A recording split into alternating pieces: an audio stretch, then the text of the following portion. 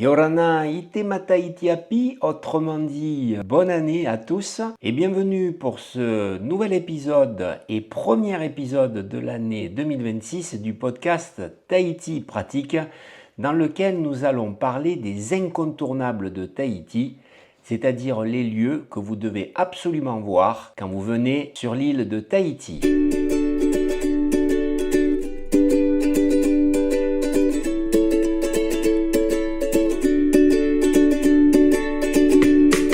En effet, Tahiti mérite mieux qu'une escale.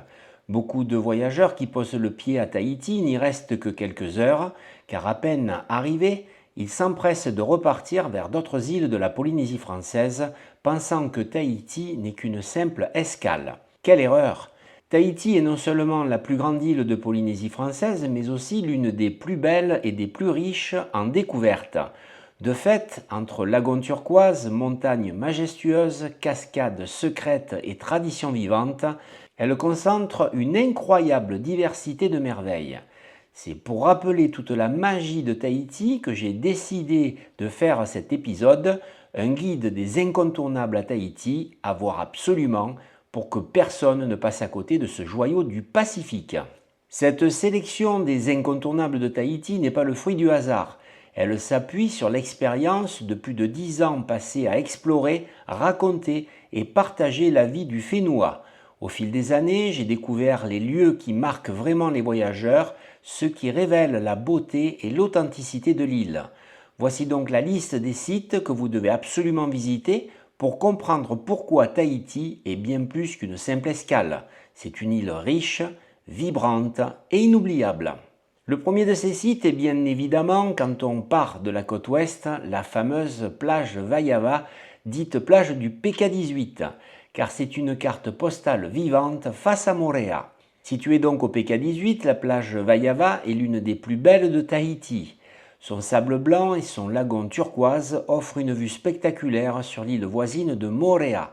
Par conséquent, c'est l'endroit idéal pour prendre un petit déjeuner face à l'océan, ou simplement profiter d'un moment de détente. Ici, chaque instant ressemble à une carte postale, accompagnée du parfum salé de la brise marine et du chant des oiseaux côtiers. D'ailleurs, j'adore y faire une séance de snorkeling. On y voit régulièrement des petits requins, des tortues, des raies et bien sûr de magnifiques poissons tropicaux. Le deuxième sur ma liste est le marae de Araurau. Niché dans la vallée de Paea, le marae Araurau est un site sacré qui témoigne des traditions ancestrales polynésiennes. Les pierres dressées racontent les cérémonies et rituels d'autrefois. Une visite qui plonge dans l'histoire et la spiritualité du Whenua. C'est un lieu de mémoire et de respect où l'on ressent toute la force des ancêtres. Mais c'est aussi un espace où la nature s'exprime pleinement. Arbres fruitiers, fleurs et végétation luxuriante rappellent la richesse et la générosité de Tahiti. Ainsi, on y découvre que culture et nature sont intimement liées. De ce pas, il faut aller jusqu'aux grottes de Mara'a où vous allez trouver fraîcheur et mystère sous la roche. Les grottes de Mara'a sont un havre de fraîcheur au cœur de la végétation luxuriante. Entre fougères et légendes locales, ces cavités naturelles invitent à une pause magique. L'eau claire et l'ombre des roches créent une atmosphère mystérieuse. On y ressent la fraîcheur des sources et le parfum humide de la terre, une immersion sensorielle totale. Cependant, il faut reconnaître un petit bémol. En quittant la grotte de Vaipoiri pour rejoindre les deux autres sites, la proximité immédiate de la route peut légèrement nuire à la magie du parcours. Mais la vue sur les couleurs du lagon fait vite oublier ce petit désagrément. Je dois aussi vous parler du marché de Papara, qui est une véritable immersion dans la vie locale. Le marché de Papara est un concentré de vie tahitienne, fruits tropicaux, couleurs vibrantes et sourires chaleureux s'y mêlent dans une ambiance authentique. En conséquence, c'est l'occasion parfaite de goûter aux saveurs locales et de rencontrer les habitants. Les étals débordent de mangues, bananes et fleurs parfumées, une explosion de couleurs et de senteurs. Mais le marché, c'est aussi le royaume de l'artisanat polynésien. Colliers de coquillages, bijoux en nacre, sculptures sur bois ou tifeifei colorés, tous fabriqués sur place par des artisans passionnés. si bien que chaque objet raconte une histoire et prolonge l'expérience du voyage bien au-delà de la visite. Voisine du marché et toujours à Papara, la plage de Taharou est le royaume du surf et du sable noir. La plage Taharou est célèbre pour son sable noir bien sûr et ses vagues puissantes. C'est un spot incontournable des surfeurs et elle offre un spectacle permanent entre océan et passion. Les locaux viennent y partager leur art de vivre et leur amour de la mer, car le contraste du sable sombre et des embruns salés rend l'expérience encore plus unique. Mais ce que j'aime particulièrement ici, c'est qu'on peut choisir de se baigner soit dans l'océan, soit dans la rivière. Et croyez-moi, ce n'est pas un luxe quand les vagues sont trop grosses. Un peu plus au sud, vous trouverez la source Vaima, qui est un véritable écrin de sérénité. Cette source jaillit au cœur d'un jardin luxuriant. Son eau limpide et paisible en fait un lieu de ressourcement unique. C'est l'endroit parfait pour une halte méditative loin du tumulte. Les chants d'oiseaux et le bruissement des feuilles complètent cette atmosphère apaisante. Très peu connue des touristes mais très fréquentée par les locaux, je recommande de nager dans ces eaux réparatrices et guérisseuses. D'ailleurs, j'ai surnommé cet endroit le Petit Lourdes tahitien. De plus, les plus sensibles y ressentiront le fameux mana, bien connu des Polynésiens.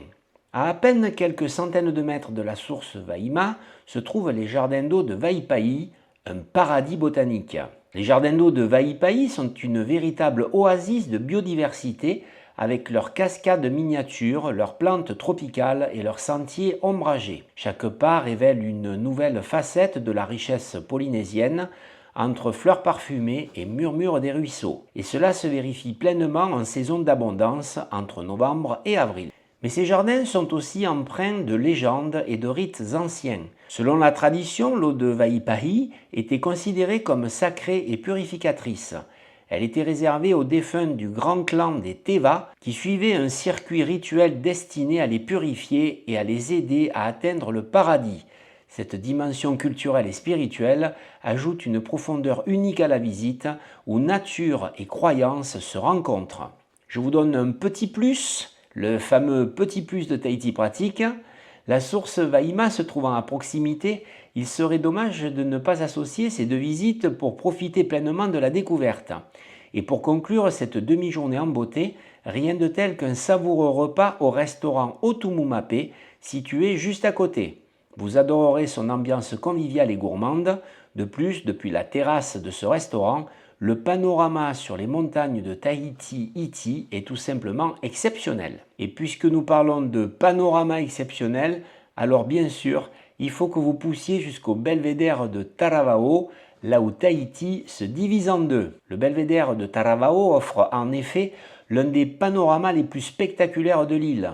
Depuis ce point de vue, à 600 mètres d'altitude, Tahiti semble se plier en deux entre mer et montagne, révélant toute la singularité de sa géographie.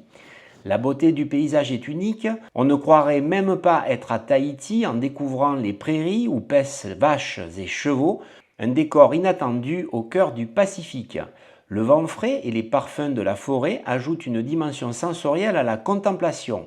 Mais pour profiter pleinement des couleurs et des contrastes, mieux vaut s'y rendre le matin, lorsque la lumière sublime les reliefs et les vallées. A noter toutefois que la route qui mène au belvédère est très étroite et les bas-côtés, parfois non stabilisés, ne permettent pas toujours de croiser un autre véhicule.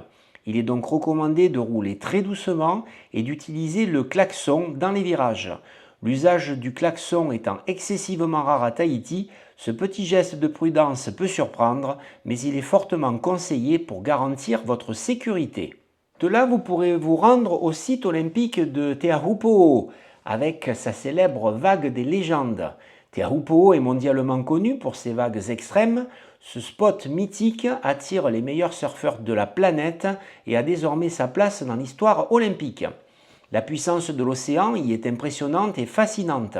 Le grondement des vagues et l'odeur iodée de l'air donnent toute sa force à cet endroit. D'autre part, la balade entre les anneaux olympiques et la pointe située au plus près de la vague est idyllique. Dans ce décor authentique, on ressent toute l'âme de Te Ahupo'o. Mais attention, il est fortement recommandé d'utiliser le parking payant, 300 francs Pacifique. Une caméra filme en permanence les abords des anneaux olympiques et la zone est surveillée par la police. Se garer ailleurs peut coûter cher. Une amende de 8000 francs pacifiques est prévue pour ceux qui ne respectent pas cette règle. Dommage, et mieux vaut être au parfum pour éviter une visite au goût salé. De l'autre côté de la presqu'île, vous trouverez la plage de Taotira, le bout du monde en douceur ou en fête. La plage de Taotira est une escale paisible au bout de Tahiti. Ambiance village, cocotier et calme absolu en font un lieu hors du temps. Ici, la douceur de vivre polynésienne se ressent pleinement, le bruissement des palmes et la fraîcheur de la brise marine enveloppent le visiteur. Mais pour ceux qui aiment la fête, il faut s'y rendre le dimanche. Food trucks, concours de pétanque, matchs de beach soccer et de beach volley, musique, barbecue, jeux d'argent au dé, l'animation est garantie. Taotira se transforme alors en un véritable rendez-vous populaire où convivialité et bonne humeur rythment la journée. Partons maintenant sur la côte est où vous trouverez les cascades de Fa'arumai qui sont 3 voiles d'eau dans la jungle. Les cascades de Fa'arumai sont nichées dans une végétation luxuriante. 3 chutes d'eau majestueuses offrent une balade rafraîchissante et magique. Le bruit de l'eau et la verdure créent une atmosphère apaisante tandis que l'humidité de la jungle et les senteurs de mousse et de fleurs sauvages enivrent le promeneur. Mais il faut savoir que 2 des cascades sont souvent fermées pendant la saison des pluies pour des raisons de sécurité entre novembre et avril. Seule la plus grande reste accessible toute l'année, sauf en cas de conditions météorologiques exceptionnelles. Et je voudrais souligner un point capital, il est fortement déconseillé de se baigner ou de s'approcher trop près de la paroi de la cascade principale. J'ai déjà vu des visiteurs tenter l'expérience, mais j'ai aussi assisté à des chutes de gros rochers depuis la falaise. Le danger est bien réel et la prudence s'impose pour profiter de ce site en toute sécurité. Maintenant, pour terminer, je vais vous citer la Pointe Vénus et son coucher de soleil historique. La Pointe Vénus est un lieu chargé d'histoire et de beauté. C'est ici que les explorateurs ont marqué leur passage et aujourd'hui, on y admire des couchers de soleil inoubliables. De plus, le site est dominé par son phare emblématique, construit au XIXe siècle, qui guide encore les marins et rappelle l'importance de ce cap dans la navigation polynésienne. Autour, la plage de sable noir s'étend face au lagon, bordé de cocotiers, de frangipaniers aux fleurs parfumées et des majestueux haïtos, ces grands philao qui donnent au paysage son allure si caractéristique. Face à l'océan, un verre à la main, le moment devient magique. Les reflets dorés sur l'eau, le parfum des tipaniers, l'ombre du phare et la silhouette des haïtos créent une atmosphère unique où histoire et nature se rencontrent. Alors comment voir tout cela en un jour ? Eh bien, il n'existe qu'une seule façon de découvrir tous les incontournables de Tahiti en une seule journée, le fameux Titis Tahiti Tour. C'est le circuit le plus complet proposé sur l'île, pensé pour ne rien laisser de côté.